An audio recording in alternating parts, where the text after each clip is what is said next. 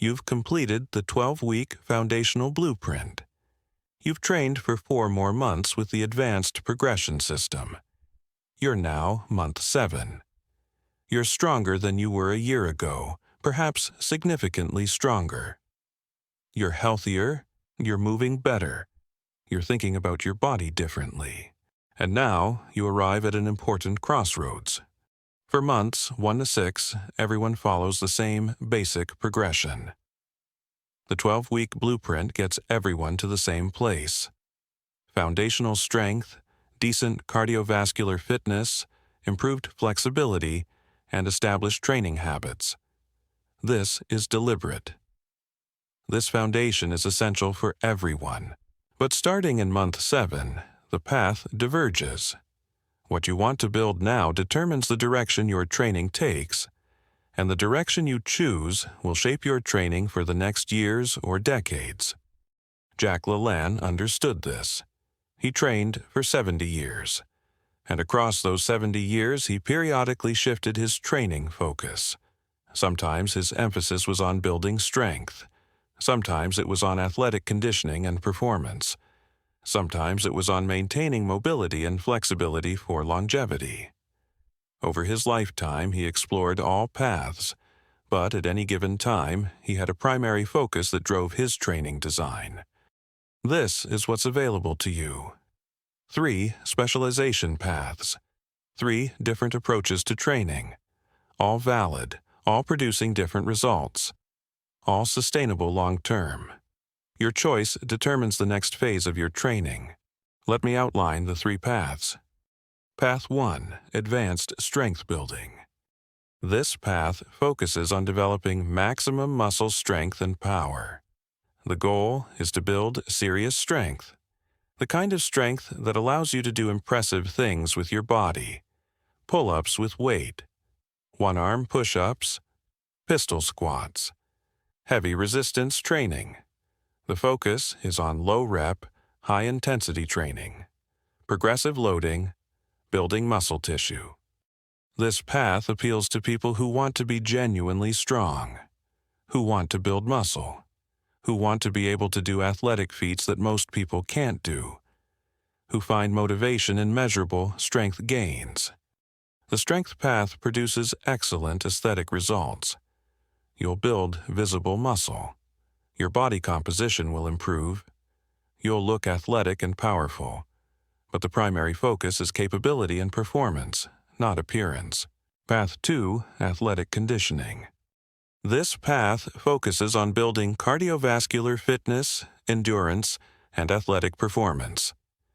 The goal is to be fit in terms of work capacity, to be able to exercise hard for extended periods, to build athletic power and explosiveness, to be able to engage in physical activities, sports, hiking, recreational activities at high intensity. This path uses circuits, interval training, high-density work, metabolic conditioning.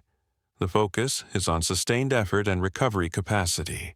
This path appeals to people who want to be capable of athletic activity, who want cardiovascular fitness and energy, who enjoy training that feels like sport, who want to be able to hike, play sports, engage in physically demanding activities with ease. The conditioning path produces good aesthetic results too. You'll become leaner and more defined. But the primary benefit is functional capability and energy. Path 3, Mobility and Longevity Focus. This path focuses on maintaining and improving flexibility, mobility, and functional range of motion. The goal is to move well, to maintain full range of motion in joints, to build strength in ranges of motion that are typically weak, to reduce injury risk and maintain the ability to move freely. This path uses more controlled movements, ranges of motion work, flexibility training, balance work. The focus is on moving better and maintaining that capability indefinitely. This path appeals to people whose primary goal is sustained health and longevity, who want to move well and avoid injury, who want to maintain functional capacity as they age, who prioritize mobility as the foundation for all other training. The mobility path produces the most sustainable long-term results. You'll maintain flexibility that most older people lose. You'll have a lower injury risk. Your movement will be fluid and capable. Now, here's the important part. These aren't mutually exclusive. Jack trained with elements of all three simultaneously, but across different months and years, he emphasized different paths, and within the training year, he would rotate emphasis. But today, I'm going to detail the strength path in depth. This is Path 1, Advanced Strength Building for months 7 to 12. If strength building appeals to you, this is your protocol. If it doesn't, there are other videos coming that details the conditioning path and the mobility path in equal depth. Choose the path that aligns with what you want to build. Why strength matters at any age. Before we dive into the specific protocol, let's talk about why strength training is important, particularly for aging bodies. Strength is the foundation for functional capacity. The stronger you are, the easier everything else is. Walking upstairs, carrying groceries, playing with grandchildren, protecting yourself from falls. All of these depend on strength. Strength training also drives hormonal responses that are powerful for aging. It stimulates growth hormone release. It maintains testosterone production. It triggers metabolic adaptation. Strength training is one of the most powerful anti-aging interventions available. Strength training also builds muscle tissue, which is critical for aging. After age 30, most people lose muscle at a rate of 3–5% per decade if they don't train.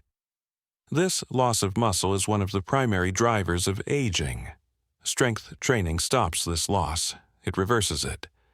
You can build muscle at 60, 70, 80, 90. The research is clear. The stimulus of strength training drives muscle protein synthesis at any age. Jack LaLanne was a master of strength training. Even late in his life, when most people had accepted weakness and fragility, he maintained extraordinary strength. Because he understood that strength was foundational to everything else. The strength path, months 7 to 8 foundation phase. For months 7–8, you're establishing the strength-focused training pattern. You're shifting from higher rep work to lower rep, higher intensity work. Training frequency, 4 days per week, plus 1 optional conditioning day.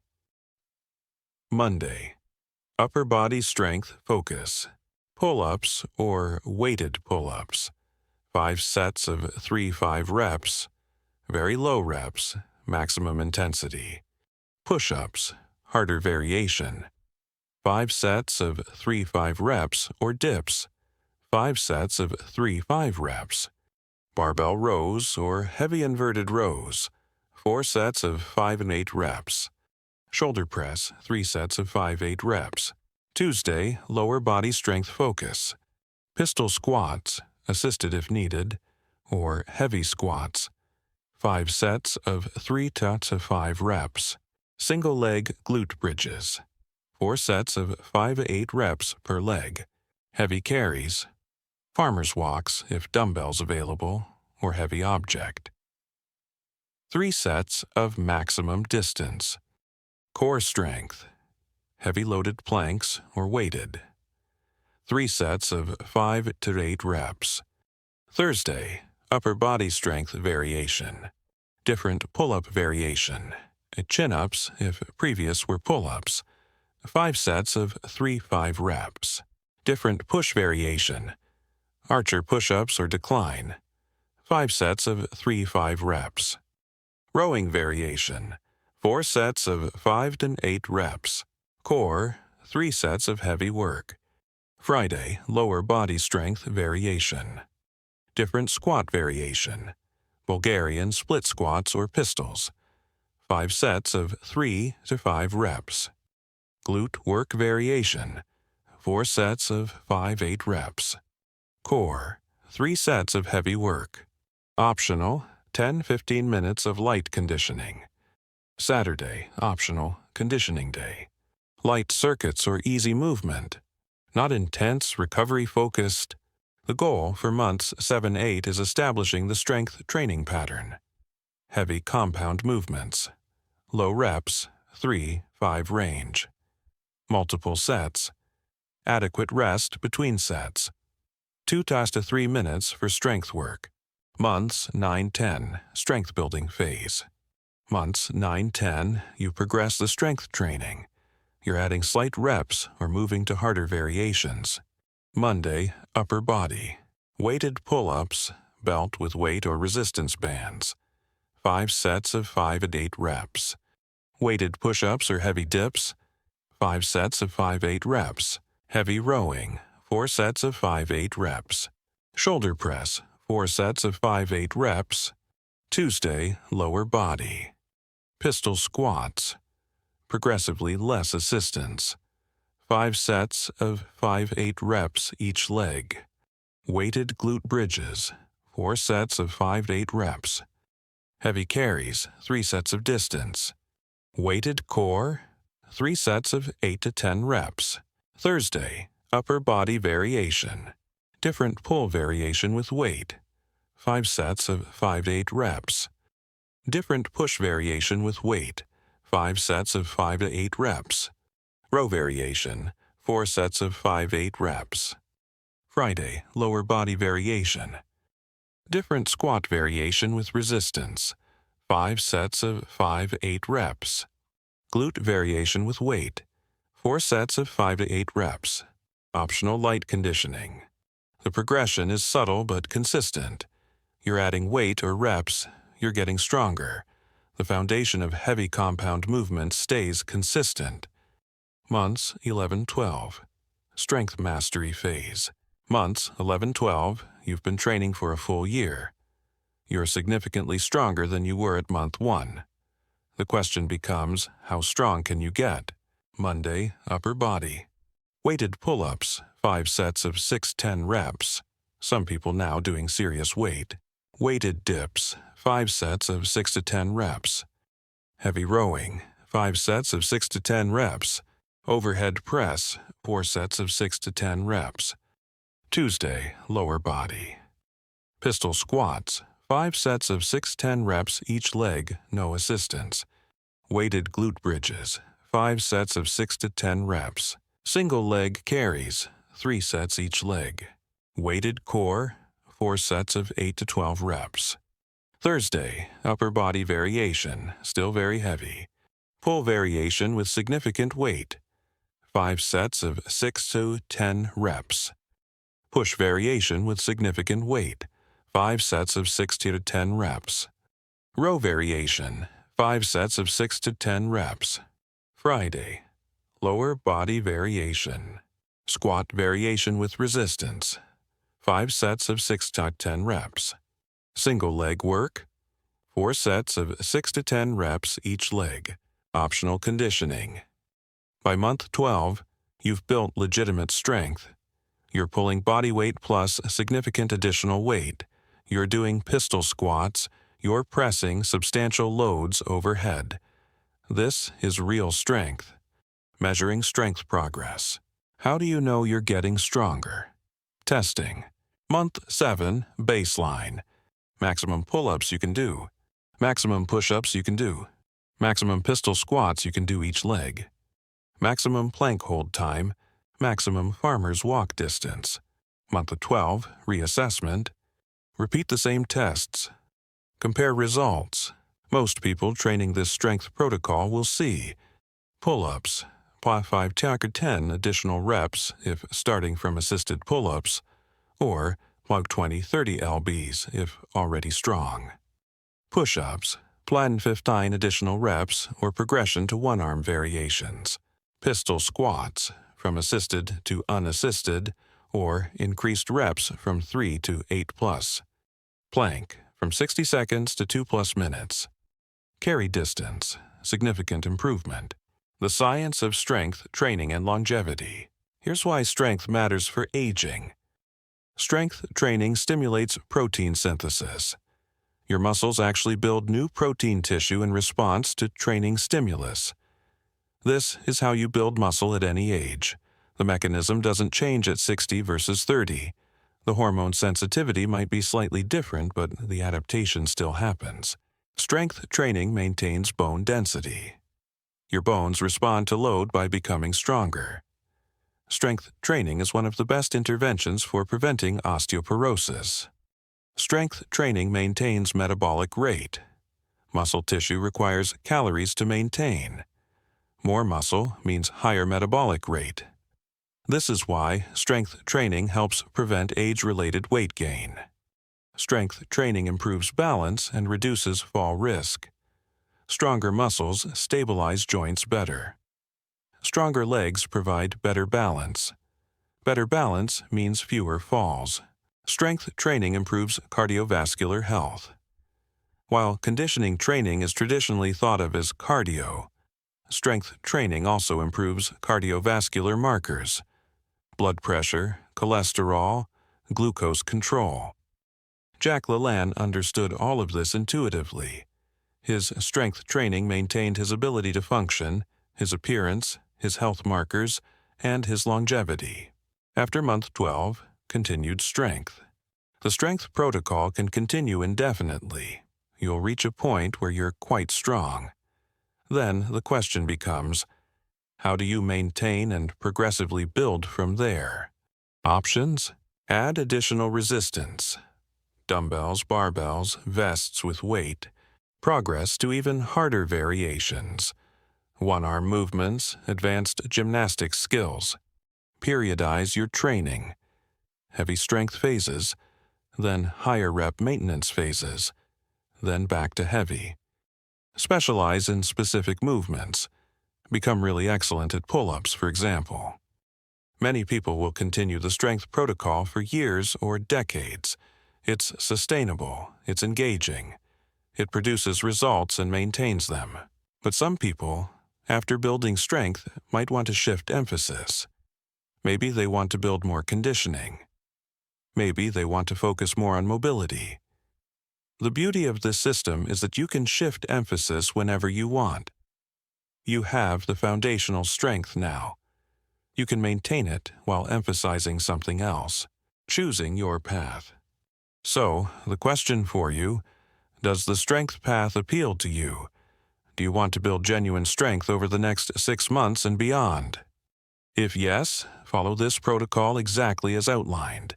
You'll be significantly stronger by month 12. If you're interested in the conditioning path, building athletic fitness and work capacity, that's coming next. Different protocol, different focus, equally valid. If you're interested in the mobility path, building and maintaining flexibility and functional range of motion, that's also coming. Different focus again. Choose based on what excites you. What would you want to build? What appeals to you about your training? The right path is the one that will keep you motivated and consistent, because consistency is what matters most. Jack LaLanne built strength, but he also maintained conditioning and mobility. He understood all the paths, but at different times he emphasized different things. You have that same flexibility. Choose your primary emphasis for the next 6 months. Then, you can always shift later. The important thing is that you choose, that you commit, that you train with purpose and direction, not just going through the motions but building towards something specific. Now, if understanding the 3 specialization paths and the strength protocol for months 7-12 gave you clarity on your training direction, hit that like button. This branching point deserves attention. And if you're ready to commit to the strength path, subscribe and let me know in the comments. I want to track your strength journey. Drop a comment. Which path appeals to you most? Strength, conditioning, or mobility? What are you most excited to build over the next 6 months? I read every comment and I want to know your direction. If you know someone at month 7 of their training, someone ready to specialize, someone wondering which direction to take, Share this video with them. Help them choose their path. You could guide someone toward exactly what they need. The next videos will detail the other paths: athletic conditioning for months 7-12, and mobility longevity focus for months 7-12. Pick the one that speaks to you, or watch all three and decide. Link in the description and cards appearing now. You have the foundation, you have the options. Now choose your direction and commit completely.